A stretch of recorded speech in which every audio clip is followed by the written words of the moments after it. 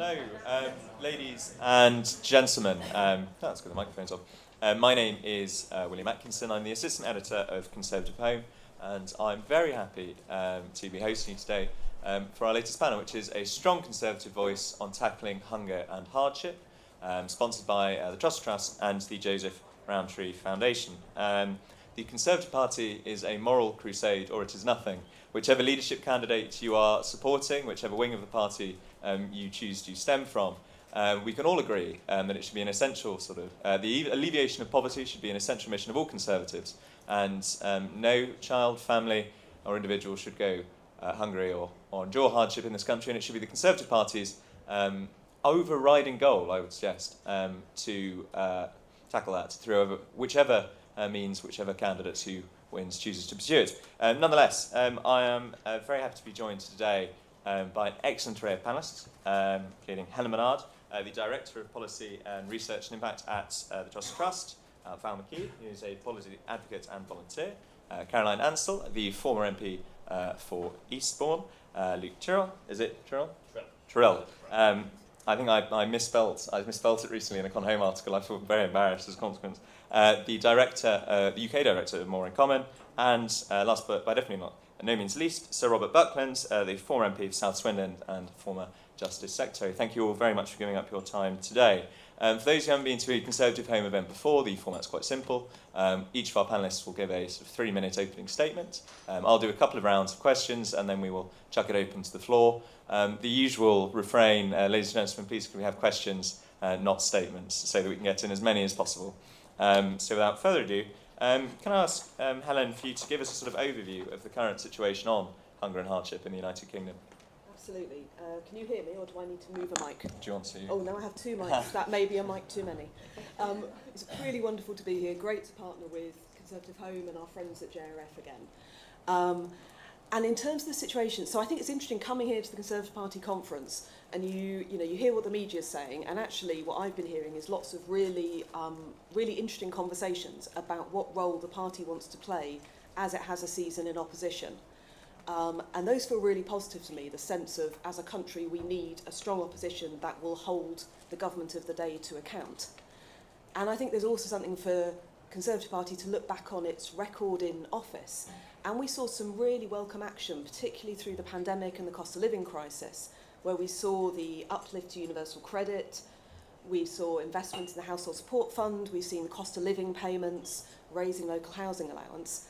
And when we look across the network of 1,400 food bank centres that we support at Trussell, we could see day in, day out the impact of that. So when a cost of living payment landed, you could see people didn't need the food bank for at least 2 or 3 weeks. So it really did have that impact.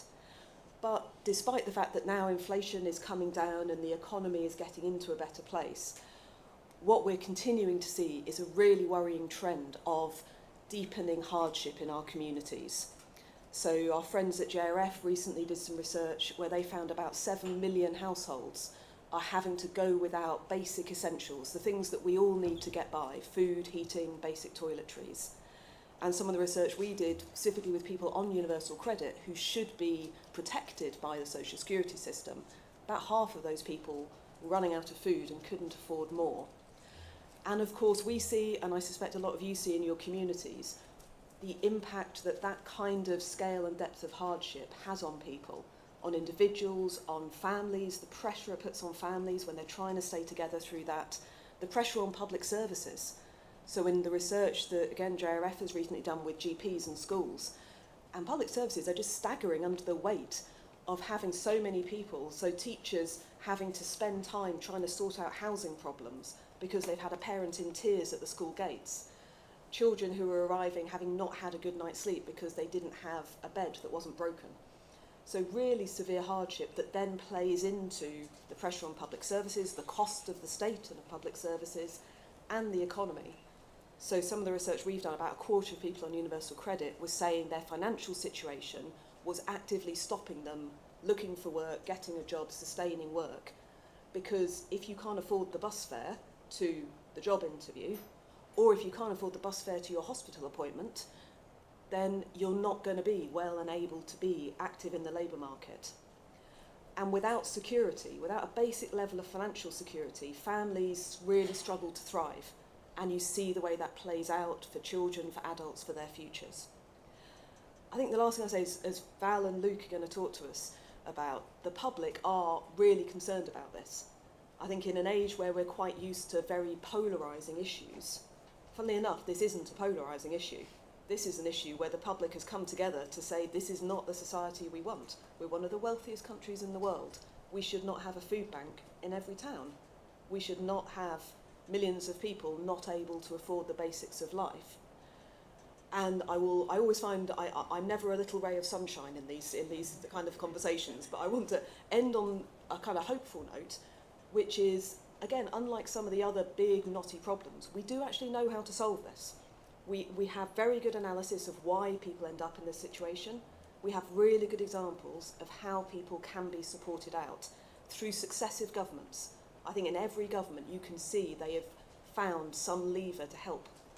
And so I think there is real opportunity now for the Conservatives in opposition to hold the Labour government to account for some of the big promises that they have made, and to make sure that they are following through and delivering on what the public expect, and I think what all of us want to see in our communities, which is nobody has to turn to a charity just to get by.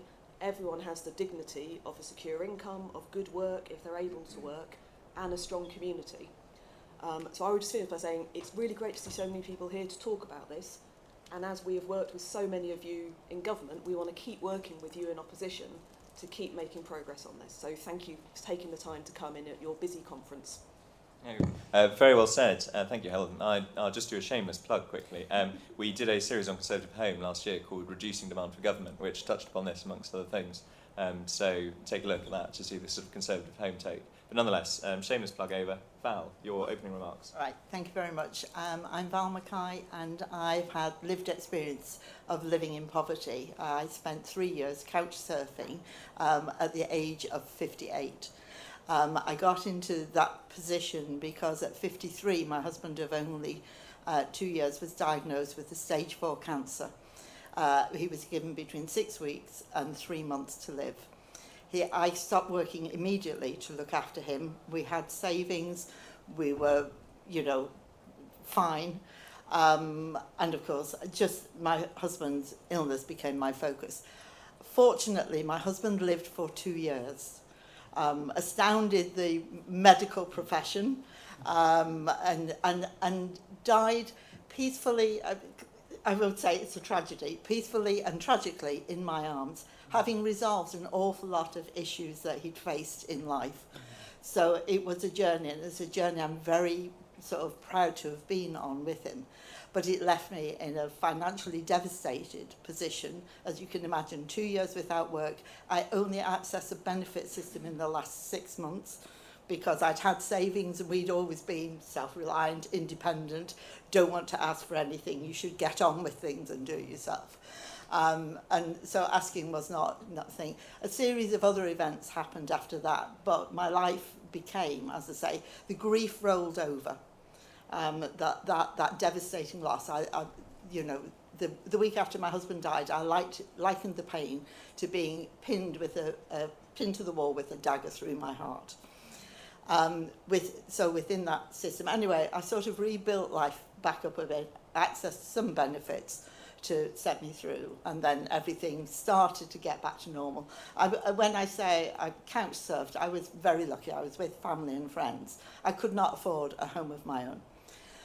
And then what happened eventually, I reached the state pension age, and so once I knew I had the security of my state pension and I had become self-employed, I was then able to come off benefits and go back into a world where I felt safer.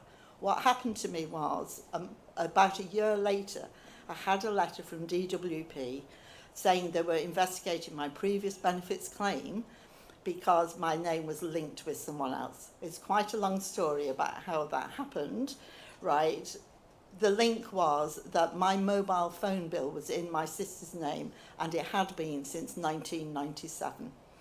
But what I can tell you is, so I was a company director, I'd been a magistrate. The shock, the shame, and the fear that put me through was such that I just literally, that at that point in life, I wanted to give up. Now, I know that we didn't create the system to deliver results like that. And we created a system back in 1945 with knowledge and experience of what we knew then about human beings and human behaviour. We now know so much more. We now know that research has shown us that if you're in that position of poverty where you feel your very survival is at stake, our cognitive function is reduced, we make different decisions than we would make if we weren't in that position, and we need to factor these things in. So I think one of the things, if we're looking at, you know, the theme of the conference, which is reflect and rebuild, let's add to the knowledge that we have about the true impact of poverty. I passionately believe that the cost of fixing this with the building blocks and some of the solutions we have at Trussell, the cost of fixing this was far less than the cost of not, and the long-term cost of not. And I think that we have an opportunity to work together in opposition, in looking at that, to look to ways that we can come together with that commonality, with the moral cause that you're talking about, work with people on all sides, move beyond the polarity of debate. Let's look for the things that work, and let's work to do them. Thank you very much. Oh, very well said, Val. That was very moving. And Luke, your opening statement. Yes, well, thank you so much to JRF and the Trussell Trust and Conservative Home for having me. One of the key balances that I think the Conservatives always have to make is getting the right position on the scale between competence and cruelty. And what do I mean by that? When you ask people in a poll, what are the Conservatives like at their best? Economic competence and sound economic management comes top. You know, people expect the Conservatives to come in and sort out the books and run things well. When you ask people what are the Conservatives like at their worst, people will say they're cruel or they're out of touch. Now, during the last government, I think the Conservatives managed the feat of managing to fail on both tests. The seesaw completely fell off its stand. They both failed on economic competence and cruelty by the end. But restoring both of those, getting that balance on the seesaw right again is absolutely vital for the Conservatives looking to recover. And some of you will have seen our More in Common research when we ask people, how would you describe Britain in a word today? The biggest word, the word at the centre of our word cloud, is broken. And for many people, the most visible sign of Britain being broken, the most visible sign of state failure over the past 5 years was that rise in extreme poverty. And there was a period, and it's why I'm so admiring of the work that the Trussell Trust and others on this panel do. There was a period in 2022 when I had to stop doing focus groups because I was coming out of every focus group being like, the stories that I'm hearing from people about the sacrifices that they're making, about the extreme poverty. You know, people were turning up at focus groups not having had meals, having skipped meals. People were turning up. I had one teacher who was telling me a story of she'd had a family where the kids had all had terrible food poisoning because it turned out that the family were turning the fridge off overnight in order to save money on the bills. And that obviously affects them directly, but everyone else in the group had a story of someone that they knew. So there is no doubt that hardship and poverty affected opinions of the last government and contributed to its fall in the polls. And on the one hand, you know, that's kind of unsurprising. Cost of living was the top issue for voters, basically from the pandemic onwards. And there was a feeling that the government weren't doing enough to address that. What's also interesting is if you look at the group of voters that we have, the most economically insecure group, between 2019 and 2024, the Conservatives fell from being in second place, so they were never winning this group, but they were a reasonable second, to fifth place. With the most economically insecure group, the Conservatives are now not just behind Labour, but behind the Lib Dems, behind the Greens, and behind Reform UK. It is impossible for the Conservatives to get back and think about winning a majority without appealing to some of that group and showing that group that you're on their side. So How do the Conservatives go about doing that? I think one thing is to avoid making a false dichotomy between what voters expect, which is to ensure that the welfare system genuinely rewards work, that the welfare system is there for those who truly need it, and supporting those in extreme poverty, those facing hardship. I think it would be a mistake to align those two things. It is entirely possible to tread the line between both. And I'll give you one example of this. When early in the new year, Jeremy Hunt came out and said, we want to do more to support people back into work. There'll be some people for whom working from home is the answer. How can we support that? That was actually really popular in our polling. It was popular in the focus groups. When that turned, and if you notice it, that basically turned throughout the spring into less of a, we're going to enable people to get back to work. We're going to find ways to the stick. Basically, these people are fakers, they're making things up, they're not really there. When it turned to that messaging, that's where we saw public support drop. So I think that's one dichotomy to avoid.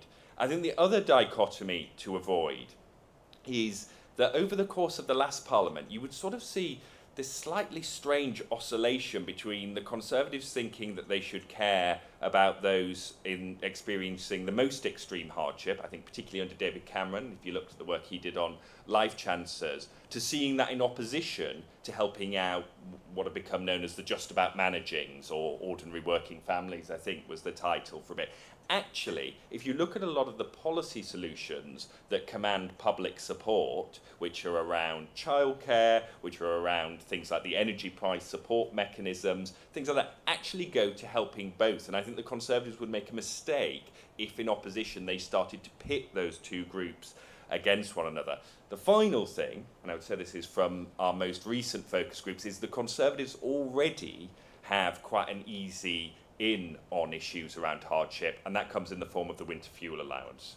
It is really striking when we conduct focus groups, not just with pensioners, but with working age people, the first thing that they will say is, I'm really worried about my older relatives. I'm not worried they're going to be able to cope this winter. And I think actually by prosecuting a successful case on the winter fuel allowance, the Conservatives can start to pull back some of this agenda. And just to give some encouragement to the Conservatives in the audience, when the election was called, Labour had around a 20-point lead on the cost of living in our polling. That has already shrunk to 8 points. So the idea that the Conservatives can't win on this is wrong, but you've got to go out there and make the case and show that you're serious about it. I think was it More in Common polling was pretty much more accurate than anybody else in predicting the election results. Luke's words should be taken very seriously by everybody in the room. But Caroline, your thoughts? Well, good afternoon, and thank you so much for the invitation to join you. I've been privileged to work with the Trussell Trust these many years while in Parliament, because actually their agenda was so very aligned to my own. No One Left Behind was the platform that I stood on as a Conservative in 2015. I'm a teacher. I know that hungry children can't learn.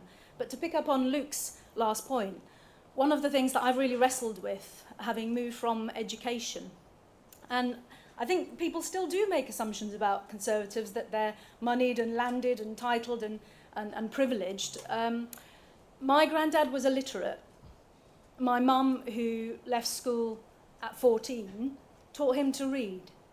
I'm a teacher, my sister's a teacher. We believed in the power of education to outperform your start in life, or all of those things. So it is absolutely with the DNA. But what I've really felt and struggled with, perhaps as a politician myself, is the nature of politics. One, it's so short term. And this issue, you can look to the horizon. But also it is deeply historic too. This is not an issue. It's been exacerbated by the pandemic, but it predates and goes as far back as social policy will record. And politics is too short term. We're already thinking about the next election and how we win votes, instead of how we change lives and how we lift people up. It's also a problem that it's adversarial. If it's a Labour policy, it's a bad idea. Right there. Don't even need to wrestle with it. If it's a Conservative policy, we're 100% against it. And actually, you see sometimes that another party will come forward with the same policy and it will be met with an entirely different reception, just because of that sort of branding. And thirdly, and to Luke's point, the issue with politics is you can't make mistakes anymore. You can't say we got it wrong, we need to change this. And the Labour Party need to do that pronto. Because if food banks are busy heading into the winter, they're about to see a whole new client base come forward. For those who don't qualify for the winter fuel payment because they're not on pension credit. And actually it won't save money, because the one positive about that announcement is that there has been now a surge in application to pension credit, because typically people of this generation want to absolutely stand on their own 2 feet, and they take pride in that. And I represented Eastbourne, my hometown, where in the poshest parts of town there was really serious poverty behind those posh Victorian stained glass doors, because the occupant was living in one room of that big house, trapped in that place, and absolutely not going to reach out for support. I also represented the town that had the busiest food bank in the UK. And there are several reasons why towns like Eastbourne will have that level of need. As a coastal town, employment can be very seasonal, can be very part-time and insecure. Transport links is another issue, but the most pressing issue is housing. We struggle to build with our backs to the sea and surrounded by downland with some ancient marshland thrown in. And housing, I would put, is the root cause of so many of the issues that we faced in Eastbourne.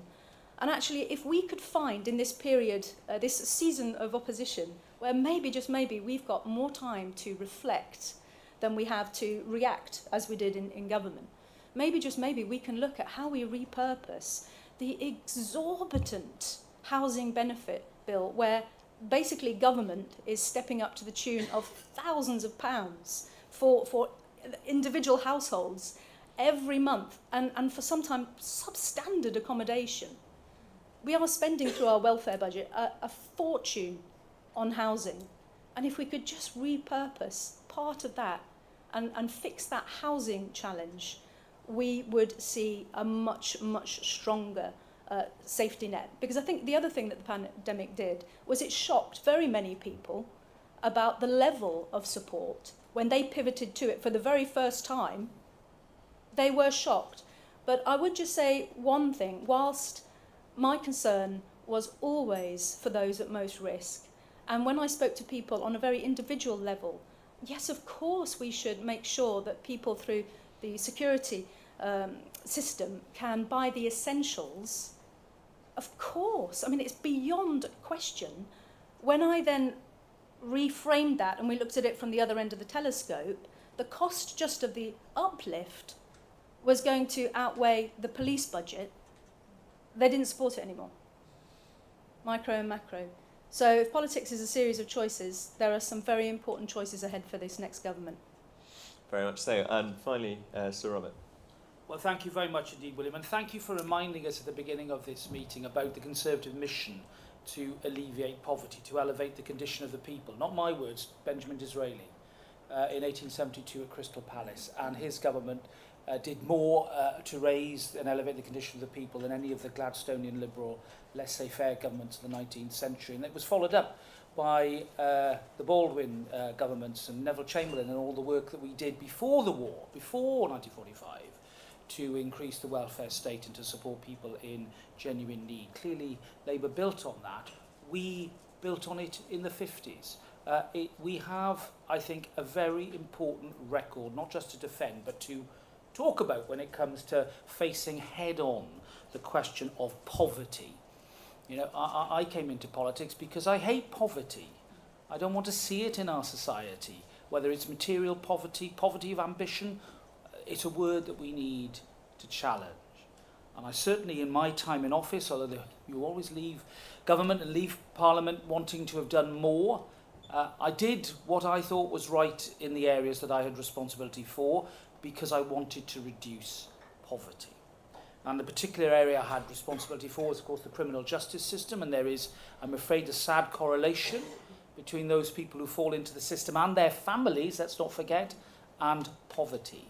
And the cycle that they get into isn't just a cycle of crime, it's a cycle of poverty, very often, particularly with acquisitive crime.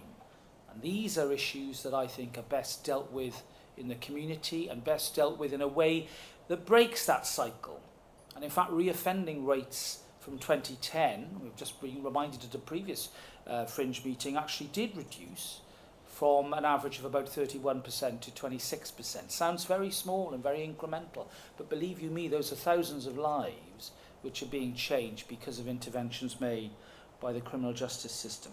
So Val's presentation was a real question about the why. What drives poverty? What causes poverty? Val's story is sadly not isolated. Sudden illness and in a family can lead to a complete loss of income. Family breakdown is another problem that can cause poverty. Drug and alcohol dependency, linking it back to crime. And indeed the general issues about low pay and that gap in skills. That is something, again, that any decent government should be working night and day to reduce. But I want to talk about one other aspect, which is disability. You know, the proportion of people on relative low incomes before housing costs is about 24% where somebody in the house is disabled, but compared with 15% where families do not have a disabled relative. Now, what does that tell you about the missed opportunities that we are seeing with regard to disability? This is why in the last year I published, after a long review, I published a report on the gap that exists for autistic adults and employment. Only 3 out of 10 autistic adults have a job. It's an appalling statistic. It actually translates into about 700,000 people at a minimum. And that means people who are not realising their potential, who are living below what we would regard as acceptable means, and who are not therefore able to access the world of work. And it does seem to me that rather than loftily talking about employment as a way out of poverty, which it is, of course it is, you know, the statistics are very clear about workless households versus households where somebody's in work.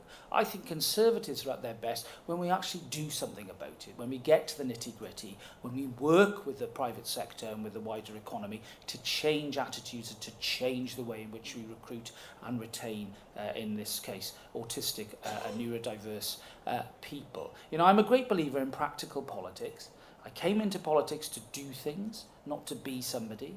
And I can't think of a nobler and more important mission than a Conservative push on ending poverty in the most constructive way possible by helping to change lives. So there is no doubt in my mind that the pandemic not only presented us with a challenge, but also showed that a Conservative government was prepared to do whatever it took to make sure that people didn't fall into penury, by supporting businesses, by making sure the universal benefit system worked. If you noticed, through the COVID crisis, we didn't have one story about universal credit going wrong because it largely worked for people.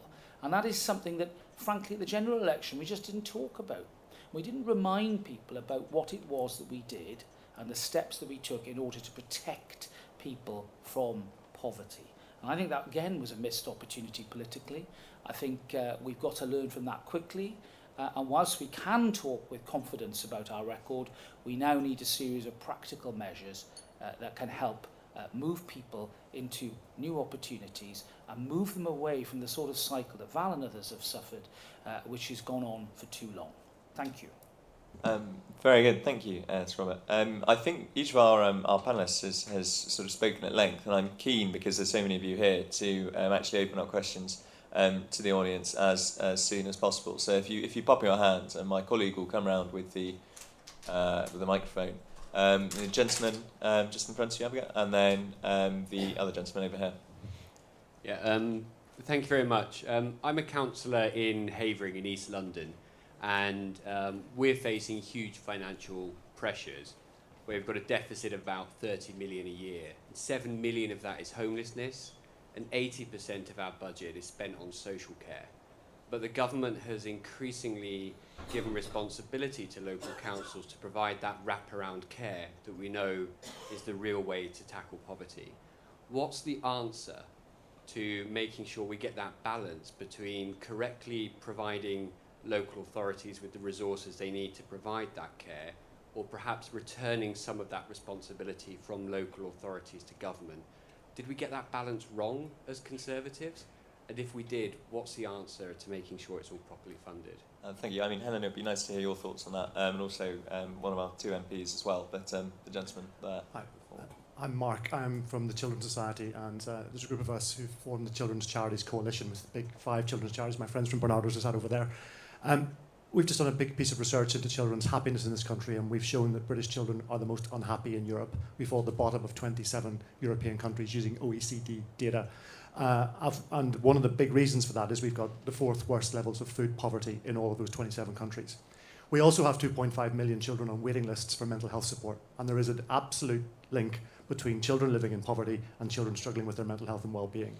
So the question I have is, how can the Conservative Party in this period of its life engage with those of us in the third sector who work between us in our coalition, 500,000 of the most disadvantaged children in the country, to gain the ideas that we know work and can affect change, so that we can help lift children out of poverty.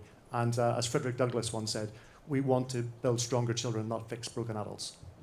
Very good. Luke, it'd be especially good to hear on you that, but also Val, if a few reflections on your experience of sort of trying to influence policy as well would be quite interesting. But I think, first of all, on the first gentleman's question, Helen, your thoughts? So on local authorities, I think the dynamic we've seen for several years, isn't it, is that finances have been under pressure, local authorities have therefore been cutting back, and what's happened is they've ended up cutting back on the early intervention preventative services because they're having to make really tough choices, which means they have to concentrate on the crisis services, which means the bills have actually gone up because more people enter crisis, and you can see it in the children's social care bill, can't you? Now I guess the answer is 2 things. One is, I would say local authorities are going to need more money, one way or another. I don't think we can carry on like this. I think the other thing, though, is to find smarter ways to repurpose some of the additional money, particularly into preventative services.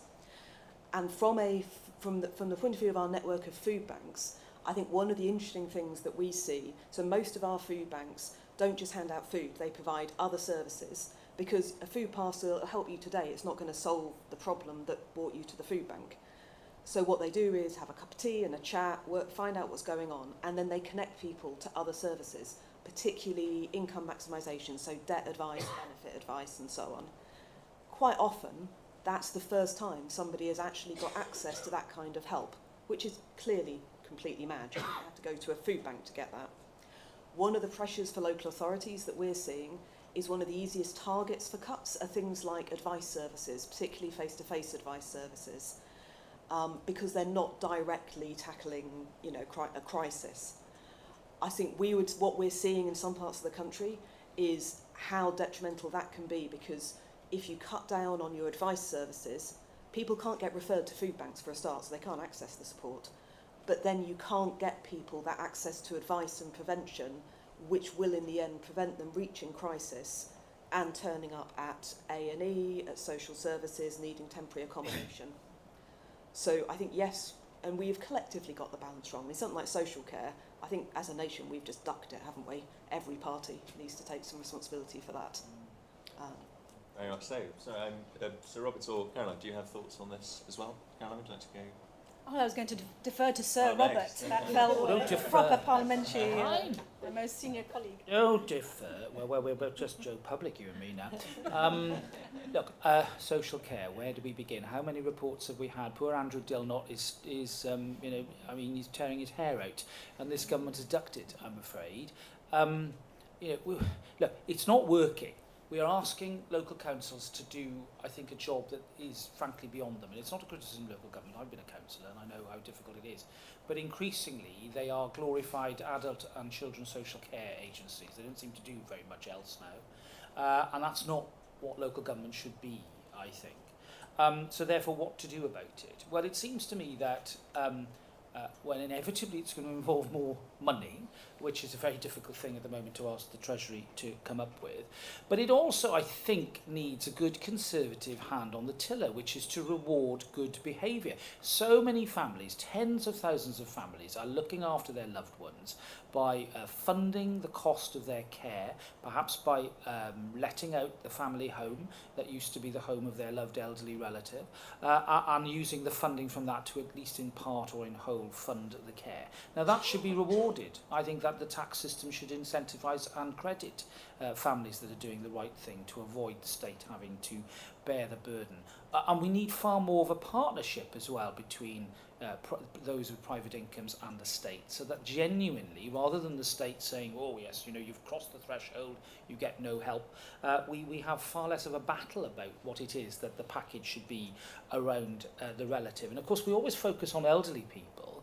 Now elderly people, you know, on average don't have a long time in social care. What about adults with lifelong disability? And this was the argument I was having around the time that we wanted to do the social care measure and the calculation of benefit. And if you remember, there was a big argument about whether or not we should be deducting certain costs and council costs. And I felt very strongly that we were ignoring those families that will have a responsibility that will last for decades. And I'm yet to see a really constructive answer as to how we're going to support and house and care for people who want some degree of independence, who don't want to be institutionalised, but can be housed in a better way. So again, I think it's a chance for our party to think about it. This point about children. Do you know, I mean, Val made the point about anxiety and adrenaline and fight or flight and not being able to think straight. It absolutely crosses over into mental health. It crosses into neurodiversity as well. It does seem to me that unless we really incentivise the creation of much more of a network of clinicians, because it's a shortage of clinicians that we have, to deal with CAMHS, child and adolescent mental health, we really are missing a huge opportunity, a huge trick here. It's not an easy one. You can't just conjure up child psychiatrists, but I think measures in order to incentivise the training and recruitment of them would be where I would start. Very good. And Luke, do you have any thoughts on Yeah, I mean, particularly on the second question, I mean, your survey of children doesn't surprise me because it is exactly what you would hear from parents in the focus groups. Firstly, on issues around food poverty, I think one of the most difficult things, as I alluded to in my opening remarks, was hearing things about parents that, for the first time I'm putting stuff back at the end of the weekly shop. I never thought I would end up doing that, and that effect that it has on them saying to their children, you can't have this, no, you always used to have it, is really significant.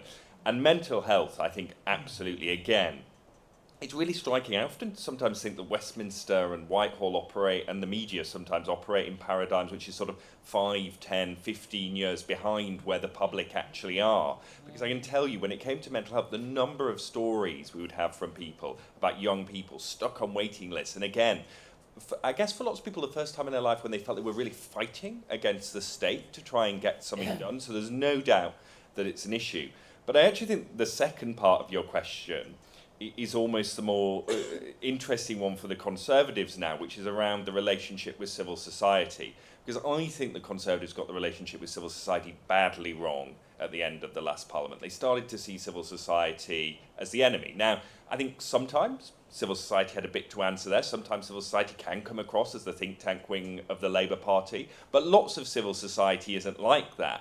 And now the Conservatives are in opposition, I think there's a real opportunity when they don't have the civil servants, they don't have the policy expertise, to draw much more on civil society in coming up with some of the solutions. So I hope the next leader, it might not sound important, but I really think it is, that the next leader makes reset with civil society a priority. Very much so. And Val, do you have any thoughts on either of those, or should we take another round? I'd take another round. Okey-dokey. Another round of questions then. We've got the gentleman on the end here, and also the gentleman at the front here. Thank you. Yes, Bruce from Exmouth Exeter East.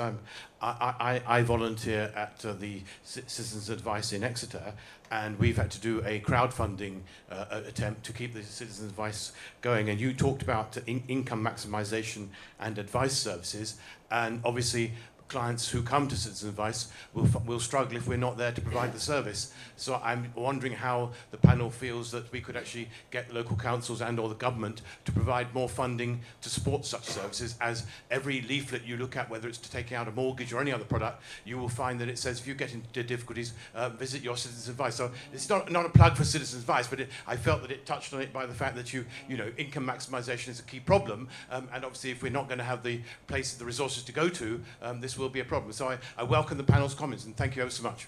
No worries. Gentleman at the front. Right.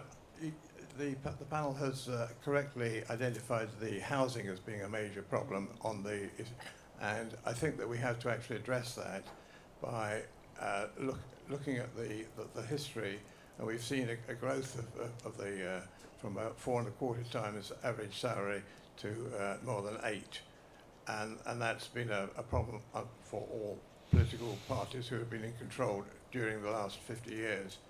The answer, I think, is that we need to look at the underutilisation of the existing housing stock.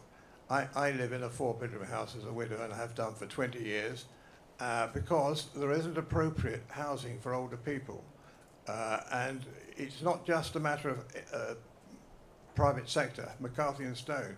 It's actually, we need those in the public sector, and the Conservatives should adopt that. We can, if we release those houses, you know, then those can be utilised. It's not just about building new houses. So that would be my answer.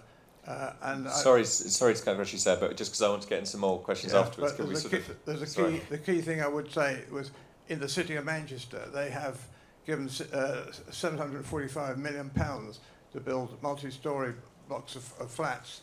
And none of those have been, one private developer, and none of those have got affordable housing. So Andy Burnham has much to account for his actions. He says one thing, does another. There you go. Thank you. So one question there on citizen advice bureaus, another one on the importance of affordable housing. Who on the panel would like to take lead on? Advice. Okay. So on the advice services, I actually think that we need to have quite a serious national conversation about what we want the funding model for the advice sector to be. Because I feel we're slightly stuck in a hiatus. So the old funding model was basically local authorities funded advice services primarily. As local authorities' budgets were cut, they obviously cut back on anything that's not statutory, which includes advice services. But we've never really had a conversation about what that means. And so what we've got now is an advice sector that is, as you say, scrabbling around for different pots of money, different ways of funding. We've got a workforce that I think is pretty demoralised in a lot of the advice sector, partly because of that. But we've also got a system which, so the way the funding works doesn't necessarily help advice services prioritise the people who are at greatest risk of severe hardship and destitution, which is why so many people end up at a food bank, and that's when they get access. So I think we probably need to have a serious conversation about what we believe the right funding model to be. Is it state funding? Is it making better use of philanthropy? Is it a combination? And how do we design a system that prioritises the people who will otherwise end up homeless, in really ill health, in a spiral of debt? Because at the moment, I think we're stuck in the worst of all worlds. But advisors are kind of, you know, as with our food banks, they're moving mountains, but they are doing it on a kind of ever-fraying shoestring, and I think it is time for a reset. Very good. And Val? I just want to look at the housing issue, because we have multiple problems, as we know, in society, and one of the other problems that we have is loneliness. And I take your point around creating different types of housing models and community models where people who do end up in the 4-bedroom house on their own can actually live within a community where they support each other. So I think that's number one. Definitely, it's the house that I was brought up in, my parents bought for £3,800 in 1958. Right, that house is now on the market for about £500,000, so these aren't London prices. But trust me, if house price inflation had gone the same way as standard inflation, that house would have been valued at less than £100,000. So we have actually priced ourselves out of it. I'm in a position at the moment where I'm probably going to have to move from where I am because my rent has gone up too much. what I found was a few weeks back, my blood pressure went through the roof. I knew it was the stress of that. So I go back to a central point that we create too many silos. We're not looking at the knock-on effect. And now is the time to have really great debates about and look to, like Robert says, to look at ways in which we can look at these budgets, look at the things to do, and recognise that long term we are going to save a lot of money in the process. Very good. Sorry, Caroline, would you like to? Yeah, just one very quick point on that question around advice services. I should have said at the start, one of the reasons actually why the Eastbourne Food Bank has been so incredibly successful is because they, in 1 year alone, successfully connected people to over £1 million of benefits to which they had been entitled and not had. So the support was there, but people weren't connected to it. And there has just got to be a better way in this digital age where we can be far smarter with the use of data and technology, so that navigating the benefits system, and when I was a new MP, I was given the Bible of benefits, and it is a weighty thing, and the expertise you need to navigate it. So many people are going without either the advice or the benefits, that there has got to be a more at-source way of ensuring that the support that's there flows naturally and automatically, and it doesn't have to be this game of chance as to whether you have had the right word in the right time. And as an MP in my surgeries, one of the things I often got involved with is where people historically had not had the support they'd been entitled to, and having to bust through bureaucracy to try to sort of win these sort of very important victories for individual people. And that kind of advocacy, it's good and important, but actually surely there's a smarter, better way to make these connections. Quite. That's one of the most remarkable things about the sort of ongoing winter fuel allowance row. It's just the number of people who've now taken up pension credit, which is not necessarily, I think, what Rachel Roos was originally intending, but there we go. Anyway, another round of questions. The lady at the back here, and if Abigail, if you're able to get round to this lady over here in the sort of square jacket. No, this lady here, sorry. Thank you. My name is Mina. I'm from London, Kensington, and I volunteer food bank once a week. I'm driving food boxes for families, and basically housebound, disabled and elderly people. So, but sometimes for those families, working families, and which has been the new thing within the last, say, couple of years. Via food bank, you can self-refer, so we don't ask your bank statements. So there is loads of people who working families who are struggling with mortgages, and food prices has gone up and everything. And we have loads of conversations on a doorstep with those people, and we deliver for them so they can go to work, and they live a little bit far away. I don't know the answer, what we can do, but I know for sure that something is not working, and it's not that my local authority. Sorry, madam, I'm really sorry, but we are slightly tight on time. So could we it's sort not of like bring to a funding. climax? We need to do something. It's a combination of housing and taxes, and we need to get out of this that working people can, feed their families and not come back to social securities. For this. Sorry to cut across, but yes, I think so. We've got, I think, similar to the sort of previous point about sort of cross sort of spectrum assistance. But sorry, madam over there. Hi, Veronica from Independent Age. I know we talk a lot about, or people are talking a lot about AI in terms of accessing the benefit system, especially for older people who don't know that they qualify for certain benefits. But how much of it will be about auto-enrollment now instead of someone needing to apply? Because oftentimes we hear about older people who don't know how to access what they need and log on online. So I'm just wondering your opinions on that. Robbie, you have to take that question, and then. Well, look, I'm really glad you mentioned AI, machine learning, whatever you want to call it. There's a lot of glib talk about how it's going to transform government. I think we just need to remember that context is everything, and introducing machine learning processes has to have a human context, otherwise it becomes an inhuman process. So we've got to be careful about it. But I think it can work hugely. I think your point about automatic enrolment is absolutely the right one. It then, at a stroke, sorts out a lot of the problems about hard-to-reach individuals and families. Val's talked about loneliness. Very often the isolation means they're just not getting access to the benefits and services that they need. And therefore I think that a combination of automatic enrolment, I think that then also better, I mean, I did a lot on public legal education because I felt very strongly that when somebody comes into the CAB or to a law centre or to even a lawyer's firm, they present with a range of issues. It's not just a legal question, it'll be a poverty question very often. And therefore going back to this point about joining up the different funding pots seems to me absolutely essential. Wouldn't it be great, you know, if we had an authoritative, government-approved, fact-checked and absolutely properly data-sourced chatbot that could be used by people on their phones, or simply, but perhaps, you know, an older person who's got the younger relative to help them, to answer questions on fundamental entitlements authoritatively. It's achievable. You know, we should be pushing to do that now. Very good. Sorry, Helen. Just on AI and data, I think using data better is obviously crucial, and I know that Independent Age, around the winter fuel issue, Independent Age I know are advocating to say that one of the ways that we can help this is if you look at older people who already get housing benefit but don't get pension credit, just make that a qualifier for winter fuel allowance, and then you expand the group who are getting it without giving it back to lots of people who fundamentally don't need it. Yeah.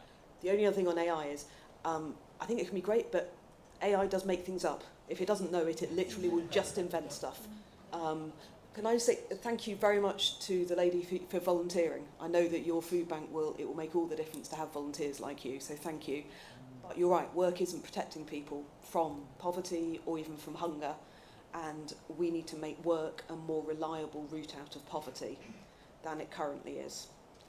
Sorry, I wondered if, Luke, you had some thoughts on that. This sort of link between actually sort of working families and now finding themselves sort of falling back these sort of things. Is that quite common in your focus group? It is, absolutely. And just this sense, it speaks to something wider with this sort of, and this might sound like an exaggeration, but it's not, this sense of malaise, I think, which has settled in the public mood, is this sense of, I do the right thing, I do everything I'm supposed to do, and yet it's still not enough.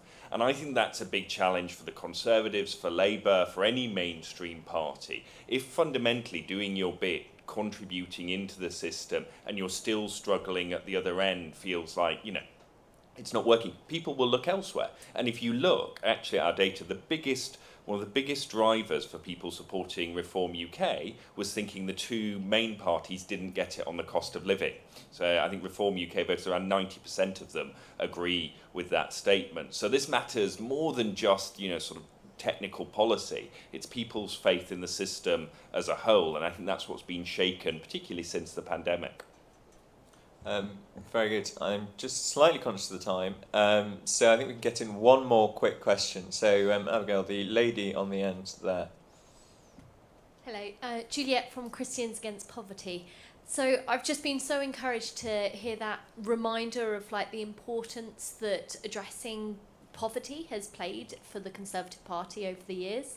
And just wondering then, like, within this next few years, this period where you'll be in opposition, just the role that you can play to hold the government account on addressing poverty and particularly their commitments around tackling food banks.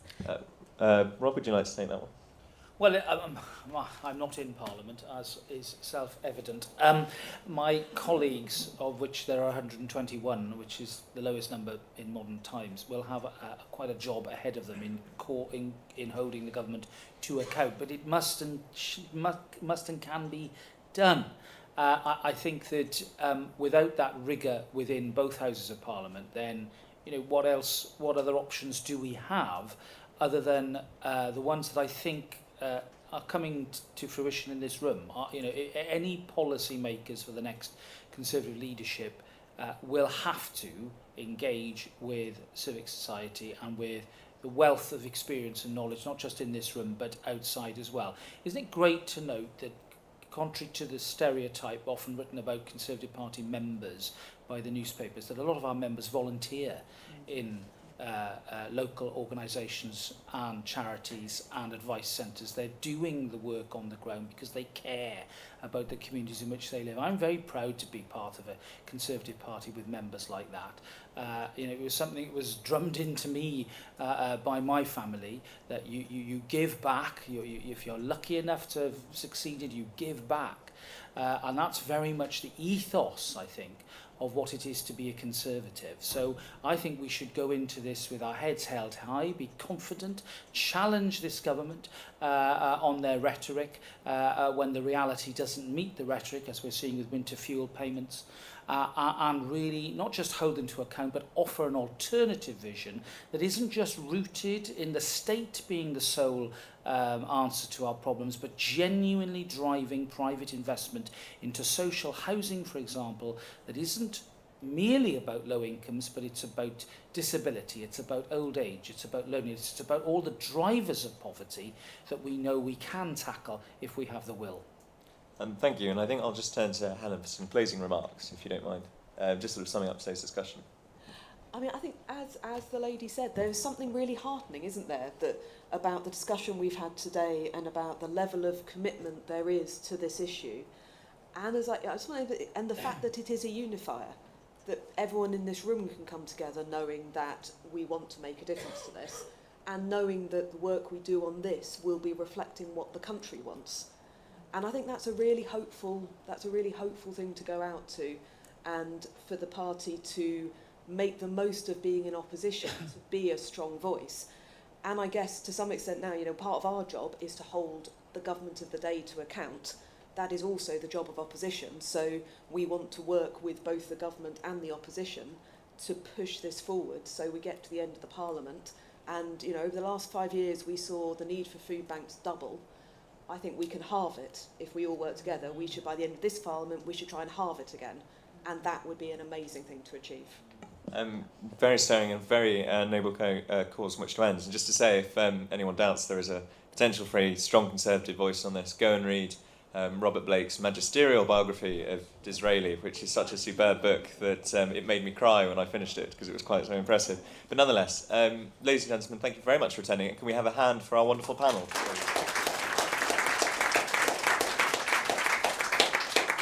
Thank you again for attending, and I hope you enjoy the rest of your conference and attend as many Conservative Home events as possible. Thank you.